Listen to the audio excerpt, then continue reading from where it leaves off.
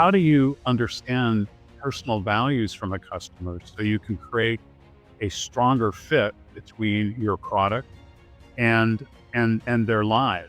How can you position your business and product so that the customer feels like it just belongs in their life? And that's where the personal values come in.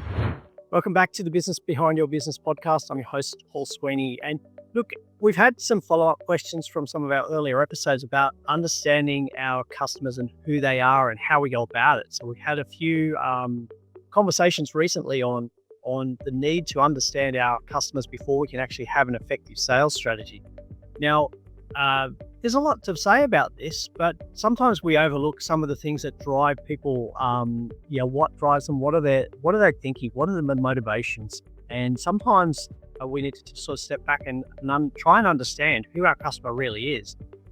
Our expert today, Chris Peterson, who's been involved with marketing as an entrepreneur, over 30 years of experience helping businesses globally, uncovering new strategies. And Chris has recently tied together some of his expertise, making it more available in a book he's just written for us, titled Red and Blue Customers: How to Drive Growth and Manage Risk in Today's Conservative and Liberal Markets. Now, sometimes when you hear the title Red and Blue, you're thinking of political persuasions. I tend to go back to the days of my childhood with the Red and the Blue cartoon with the opposing crayon figures battling it out over something completely trivial. But, I guess red and blue are different personalities, different ideologies. How do we actually understand that? So I'm not going to try and answer that question for you. That's why we've got Chris here. So Chris, welcome to the Business Behind Your Business. Yeah, thank you for having me here. Appreciate it. Well, it's great to have you here. And I think sometimes we overlook our customers and we think of them in the way that we want to be sold to, but we don't really understand where they're coming from. And now you position the book as red and blue customers, and I look at that as sort of opposing positions. But we're looking at, sometimes we've got a conservative customer, sometimes we've got a liberal customer. What does that mean in terms of how we approach our customer strategy? Well, it's a great question because it speaks to one of the biggest fundamental insights I came across when researching this book.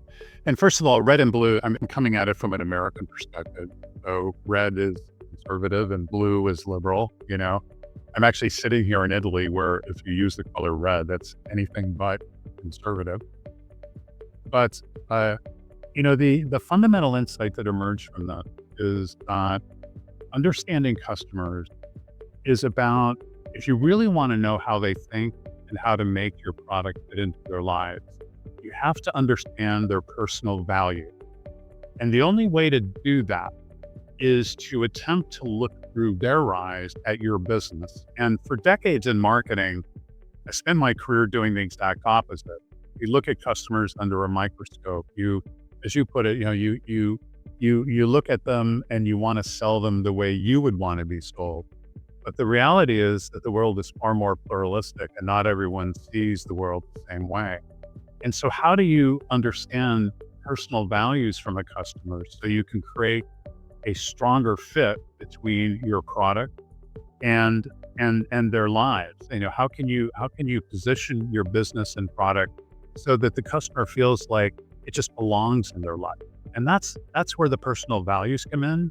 And what I discovered was that there were hundreds of research reports detailing the differences between liberals and conservatives that were highly applicable in business. And I started on this project a couple of years ago, and I couldn't believe that all these insights existed, but had never been brought to the table. Because typically we think about customers, okay, maybe they're higher income, or we look at gender, or we look at where they live, we look at various patterns of behavior. It's all very much from the outside in.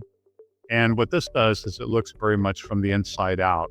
We basically turn the table and we see our businesses from their perspective, not them from our perspective. And worldview, as liberal and conservative, is I came across, it's a very powerful way to understand an important set of values that people have. So, in the United States, I would characterize, people will define these terms differently. I realize that, and I realize they're defined differently around the world. It's not the same everywhere. But broadly in the book, the liberal ideology that exists today, it emerges from around the turn of the century and the end of the Second Industrial Revolution, and an embracing of modernism, whereas conservative values, are drawn more from the past and more from history. And there was, in the early part of the 20th century, a push against modernism and everything that it brought, including the Industrial Revolution. So that's a very high level take on it. There are other things to play into it, such as how these values became amplified over time.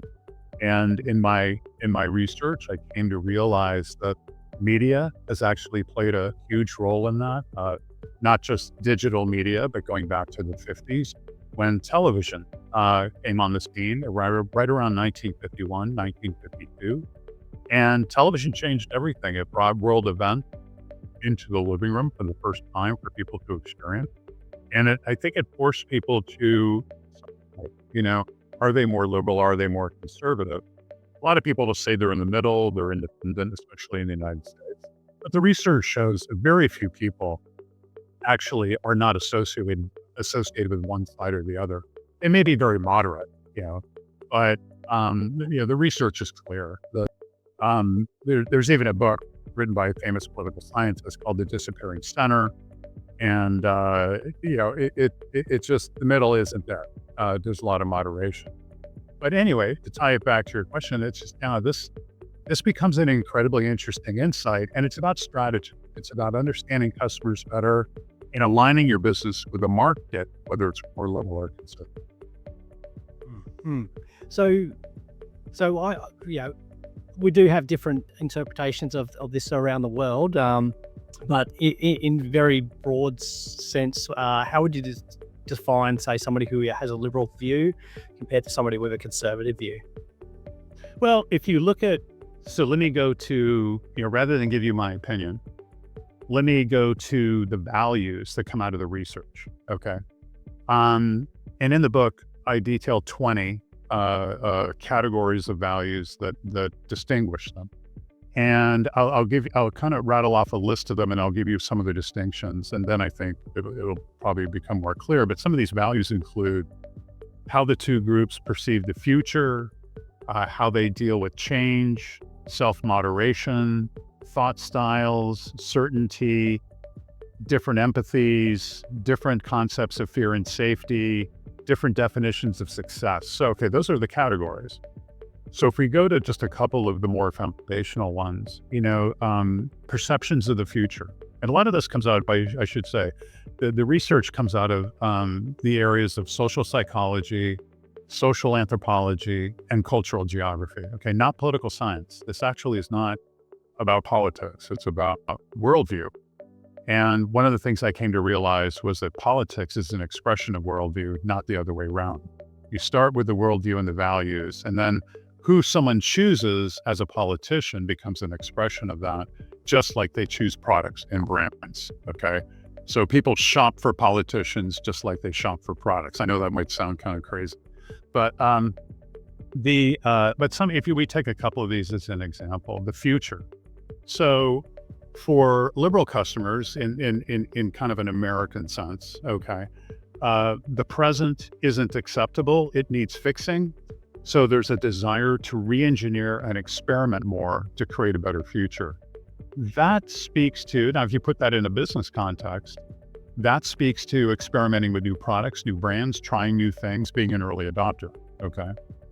On the conservative side of that equation, the present is more acceptable. So there's less reason to change it. There's a desire to maintain it. And as a result, the future is more known. So put that in a business context, and conservative customers will absolutely want to try new products, but typically only once they're proven and they see it out in the marketplace. So it's not that conservative customers aren't ever going to try anything new. That's not true at all. Like if you take Apple as an example, Apple's brand is very liberal from an American context. And yet there were a lot of conservative customers who buy Apple products. And it's because they've actually built a very good product. But they started, the early experimenters of any new Apple product tend to be the more urban, liberal customers, at least, from a US perspective. So that's like one big one. But other smaller ones are things like, you get into things like self-moderation. Liberal customers are far more into self-expression. And that includes even facial expressions, and not again clothing and everything else. And there's research that shows that in the United States, people can sense if someone is liberal or conservative in an instant. It's intuitive. It's all based on how they act and their facial expressions and their clothing and everything else. Whereas conservative customers have a far bigger desire for self-control. Now, through all of these things, and there's a whole bunch of them in the book, and and what businesses end up doing is they pick and choose the ones that seem like a good fit for what they're selling. There's no politics in it. And you can, and none of these values are good or bad. They're just there, there's no judgment. I mean, anyone can relate to, stability and reliability, or innovation and trying something new. There's nothing good or bad about those things. It's just that some markets, liberal or conservative, have a predisposition to want to have the values that support one or other sets. And again, it won't explain every individual. There are always going to be exceptions to these things. But what we're after here is explaining markets, larger groups of people, so that we can position and frame our businesses to create a far stronger fit with the people that we want to sell to. And I can see some value in understanding that, because if you're creating a new product, challenging the status quo, looking to get those early adopters in there, get some feedback on your new product. If you're marketing to conservative customers, you're going to get a very low take up. You're not going to get the interest in there. You're not going to get the feedback on what works well with your product. That's right. But if you align with those, if you align with the early adopters, the liberal, more liberal thinking, you're going to get a higher take up amongst that group, and you're probably going to have more success in getting feedback about what's working well, what do they enjoy about your product. So I guess the key question there is, how do you actually identify these people? Well, I think this is true around the world. It's especially true in the United States, where, although it may not be true in Australia, so I'm going to run this by you. The targeting of these two different groups is actually normally quite straightforward, because the liberalism as the definition we're using, and again, I know people say it differently, emerges out of urban centers, the early part of the 20th century. And that's exactly where more liberal people are. They're in the inner suburbs and urban centers broadly. And conservative customers are more in the classic American suburb, you see both. But then as you get further and further away, lower population density, it becomes more conservative. And population density ends up being a determining factor. And so you end up with fairly simple targeting using geography. It's one of the oldest ways to target an audience that there is. There's nothing high-tech or complicated about it. And, to your point about, who you want to go after with an innovative product, you're spot on. And yet at the same time, if you want your product to scale to a maximum potential, then you have to think about making the shift from the more urban liberal customer who's willing to experiment to including the more conservative customer, because those customers, because they don't switch brands as often, and this is proven in research in food shopping and all kinds of other research, because they don't switch products and brands as often, their customer value is higher. They will spend more money with you if you can get them, but they will cost more to acquire, and which is interesting. So the two markets end up working together. They're complementary, and it's a question of sequencing things broadly, assuming your product is good. If your product is any good, the conservative customers probably will rarely touch it. Yeah, no, that's really interesting. And in terms of the geographics, I think I would say it's fairly similar in Australia, and I'm guessing globally as well. Because even within, like, say, looking at Sydney, you've got those inner suburbs, which are probably what you consider your more trendy, or there's particular suburbs where, they're the ones that are taking up the fashion. They're the ones eating at the more fashionable restaurants. They're the ones trying new things. They're out there. Whereas the further out from the CBD you go, you tend to find more, conservative, consistent population. And how far do you have to drive? How far do you have to drive to experience that change? Like how much time? Like an hour? Well, yeah, probably an hour. Like I'm only thinking about 15, 20 kilometers. So what's that? That's probably, what's that, about 12 miles or something like that. Down. It could be an hour. It could be, it depends really, I guess, on the geographic. But even within like Australia, I'm looking at some capital cities, you would describe definitely as more conservative. And it's funny, as I'm thinking this, I'm being judgmental because I'm thinking out loud. I'm thinking of Adelaide, which is probably more conservative, but Adelaide is known to host the Fringe Festival. So you got that contrast within there. But yeah. So I think there's a danger there of prejudging or trying to say that everybody within that area will think the same way. And as urban centers get smaller, okay, as you enter kind of a second or third tier, the mix is more. But I can tell you that in the United States, you have to go to cities that are maybe a couple 100,000 people, where you might see 50% of the population be conservative, but never more than that. Okay. So it can also vary on the size of the city and also just how big that densely populated area is. But it's, you can find people this way. One of the most interesting steps any business can take really easily is just to find out, are their customers more liberal or conservative, or whatever definitions you want to use, right? To ensure the essence of these values. And you can simply ask them in a non-confrontational way, and just keep it in terms of worldview, not politics. But don't give them an option of saying they're in the middle, because a lot of people say that even though they're moderate, and they're moderate one way or the other. But understanding your customers, like worldview makeup, is a very important step, because a lot of companies don't know. And we're working with 2 companies right now where one has overwhelmingly conservative customers, one has overwhelmingly liberal customers. And the implications for the creative content, the framing of the products, the media that's bought are huge. They're completely different. Okay. And, it's fascinating. It was pure coincidence. Those two customers are happening at the same time, but the contrast, when we put just like the media plan side by side, they're just dramatically different. Yet today, when people plan advertising and marketing, no one thinks about this in terms of how to reach their audience, right? And so I've seen many cases in my past that I've been involved with because I didn't know how to think this. I didn't think this, where we made media decisions that were pretty big, that in retrospect didn't make any sense at all, knowing what I know now and how I remembered the customers as I do. Yeah, that's interesting. Are particular industries, do they tend to lean more to being either conservative or liberal in their adoptions?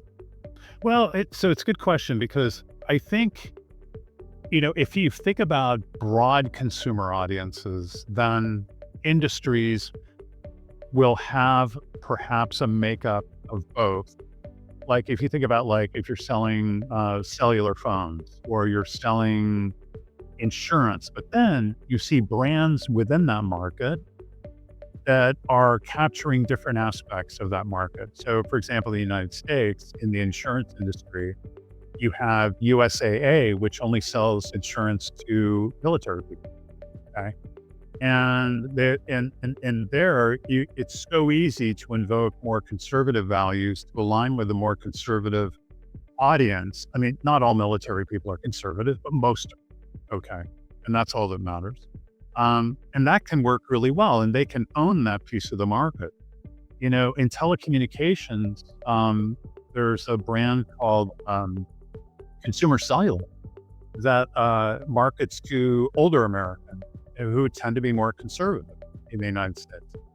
And they can actually own that market if they project not, this isn't about flag waving or invoking politics. Again, it's about aligning values like self-moderation and fear and safety and definitions of success and all that stuff to the market. Because what's so interesting in that case is that the really big telecom companies like AT&T, T-Mobile, they can't do that with their brand. They could never do it because they would alienate a huge part of their customer base. So it can be used as a way to capture market share in a way that you don't compete with very large companies, which becomes really interesting. If you zero in on one or the other, because both are, in the United States, it's 50-50. They're both large markets. They both have equal spending. Okay. And with this urban-rural divide, what you find is that liberal customers, in our definition of higher income, the cost of living for conservative customers is so much lower that the spending power of both is almost identical. So they're both great markets, and most people will say, well, I want to appeal to both. I want to be neutral. Well, there's no such, every brand will project one way or the other, even a little bit, and markets tend to shift a bit.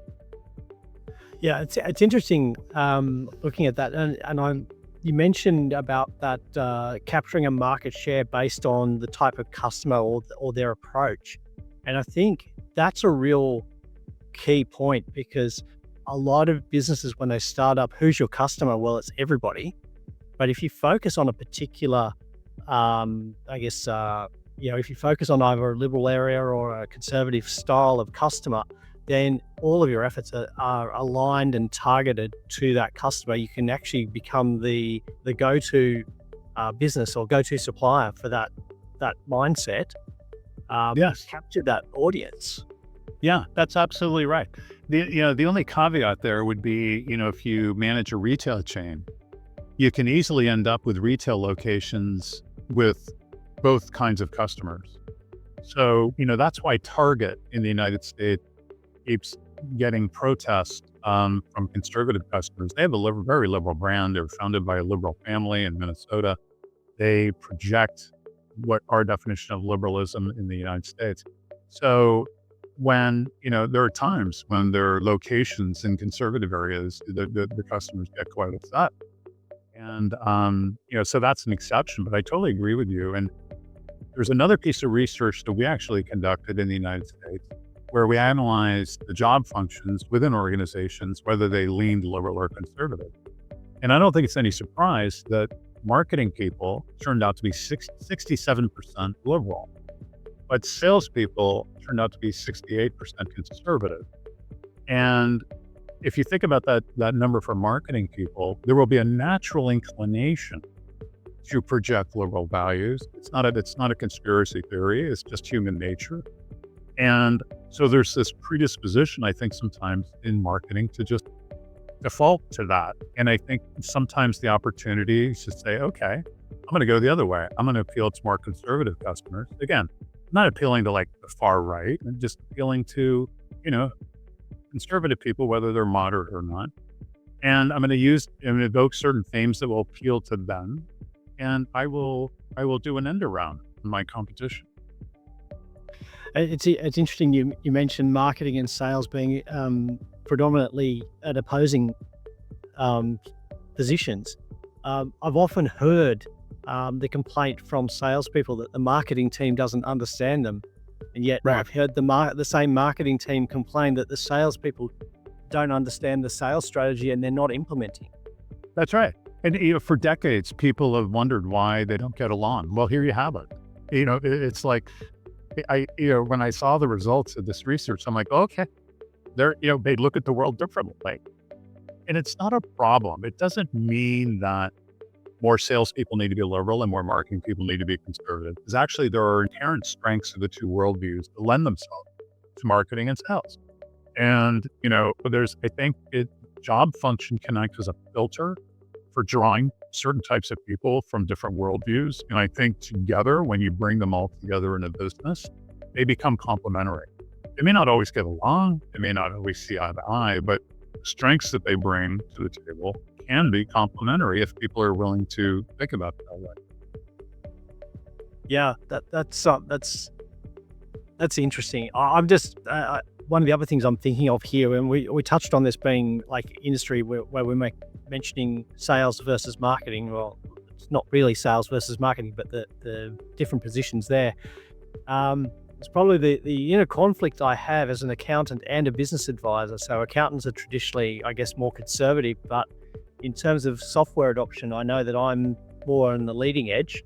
Uh, but in terms of the way I dress and present, I'm considered a lot more conservative. I know I've ditched the tie and jacket for this afternoon, uh, but on the advisory side, I guess most of them tend to be a bit more adopting of new, the future, looking towards the future, being more out there and more outgoing.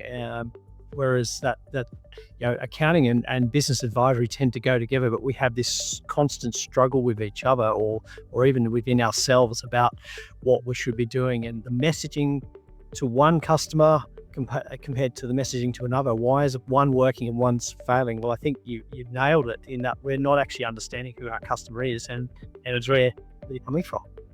Yeah, and I think what a lot of this can do, it's about, if you think about conversations directly with people, it's about you can become much better reading the room with this from this perspective, right? So if you can intuitively determine that someone is more liberal or conservative, and that's been proven. Yeah, people can do that.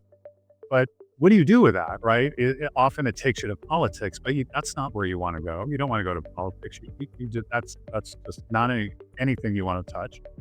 What you can do is, if you know these values that the two groups have, all coming from research, you can start to adjust and reframe what you're presenting in those terms, whether, the easy one being something more innovative versus something more reliable and proven. But it goes on and on, like how you build trust, and even safety and fear is an interesting one, where when people are more fearful, they become more conservative. And think about selling insurance and home security system. And when people are feeling more safe, they actually are willing to be more liberal. So that someone's liberalness or conservativeness can actually shift depending on the perceived environment. And a great proof point of this is right after 9/11, our president in the U.S. was George W. Bush, and his approval rating went to 90% almost overnight. And because people, the market for him wanted conservativeness in this moment of crisis. Okay. But when there's a feeling of safety, then people are actually more open to, more liberal thinking. That to me was one of the more fascinating pieces of research, applying it exactly in business. I think there are some industries where that can work. Some of the stuff is just inherently interesting, or maybe I'm just much into research. No, I'm not going to. Won't agree with you on that. I don't think you're too much into research. I think a lot of us don't do enough research. We capture an idea and we run with it, and maybe we run with it in the wrong direction. I think understanding the research is really important. Understanding your customer, because I hear so many stories of business owners who have invested in a marketing strategy or a campaign without actually understanding their customer. They've spent a lot of time, a lot of money into it, but the results have not been there because they haven't taken that initial step of taking the time to research and understand who they're selling to, who's buying from them, and then sending the right message. Sometimes they've got a great message, but they've sent it to the completely wrong area.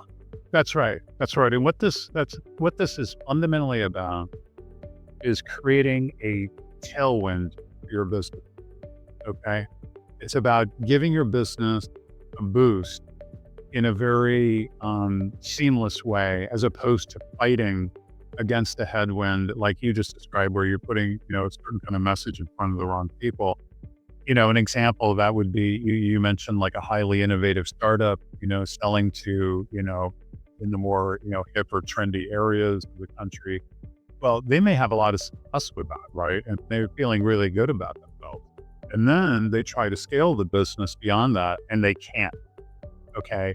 And this happens to so many innovative startups, because they assume that the rest of the market, like the early adopter, and it's just not true. And so you have to evolve how you present your brand, how you frame your products, as one example. But a lot of this, it costs nothing to implement because it's strategy, it's insight. And if you're already creating marketing stuff, your website or communication, it's applying new ideas to that can help lower cost of acquisition and increase customer value. It's not, you're not really buying anything to get you to do that.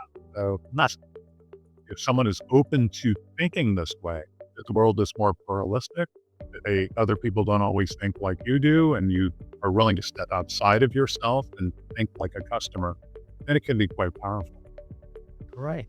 Yeah, there's some amazing stuff there. I'm just thinking, we miss so much by not thinking about the customer, where they're coming from. And right at the beginning, you mentioned about how we impose our own thoughts, our own ideals on who we want to sell to. Look, I feel like, there's so much more to unpack, and you mentioned going through the different values and the research there. How do we unpack more of this? Where do we get a hold of the book? How do we take the next step to actually understanding our customers better? Yeah, so the book is available on Amazon and be soon on Barnes and Noble, but globally on Amazon. And the business I'm associated with is LifeMind.ai. And we're in the middle of building a platform that helps businesses automate how their marketing gets created and targeted using personal values. We actually combine liberalness, conservativeness, and we also look at generation and regional differences. It's very U.S. focused, I have to say, and I know your audience is around the world, but from a liberal conservative perspective, I think the ideas apply quite well. But we're at Lifeline.ai, and if someone outside the U.S. has a question about this or is just wondering about something, feel free to reach out and ask. I'd be happy to help. If the answers are pretty straightforward, happy to help. But the book is organized so that you understand the business case. You've got a menu of value that you can choose to fit your business, and then there's a methodology for identifying whether your customers are more liberal or conservative, and then your market, and then coming up with a plan that helps you just align in a manner that makes sense for you. And some companies, they just want to project the values they've got, and that's fine. But the message is, let's make it intentional. Let's get everything lined up the best way for your business, no matter what your decision, and in order to drive growth. Yeah, that's fantastic. As always, we'll put the links to how you can find out more about Chris in the show notes, and also on the businessbehindyourbusiness.com website for you to follow up on.